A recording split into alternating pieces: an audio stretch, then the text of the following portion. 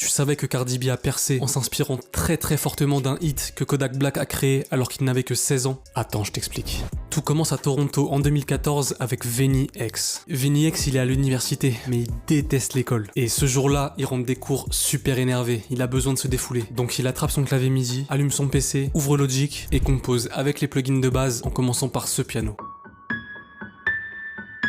Il programme ensuite ses drums. Il compose une basse et ajoute d'autres mélodies. Il upload ensuite l'instru sur YouTube qui va finir entre les mains d'un jeune de 16 ans à 2500 km de là qui n'est autre que Kodak Black. Sur cette prod, il écrit le freestyle No Flockin dans lequel il se moque de ses proches qui fument une drogue surnommée le Flocker. Il tourne même un clip, s'apprête à le sortir sur YouTube et rien ne se passe. Il faudra attendre encore 2 ans pour que la carrière de Yak explose, notamment grâce à Drake qui va poster une vidéo de lui s'ambiançant sur un de ses morceaux. À partir de là, les fans commencent à s'intéresser à ses anciens titres et notamment à No Flockin qui va devenir un de ses plus gros succès. Et 3 ans après sa sortie, le titre va permettre l'explosion d'une autre artiste, Cardi B.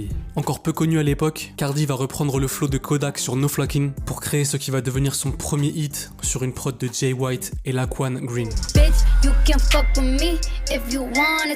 Mais à sa sortie, le monde entier va l'accuser d'avoir volé ce flow. Sauf que Cardi, elle a jamais nié l'inspiration derrière le titre. Plus encore, elle a nommé le morceau Bodak Yellow en hommage à Kodak Black et il est également crédité en tant qu'auteur sur le morceau. D'ailleurs, l'interpolation, c'est-à-dire le fait de reproduire une mélodie, une rythmique ou des paroles, ça a toujours existé dans la musique. Du rock à la musique classique en passant par le jazz. Bref, aujourd'hui, les deux artistes continuent de s'enrichir grâce à Bodak Yellow et c'est même ce titre qui a permis à Cardi B de devenir la toute première rappeuse solo à obtenir un single de diamant aux US. Tout ça notamment grâce au freestyle d'un ado de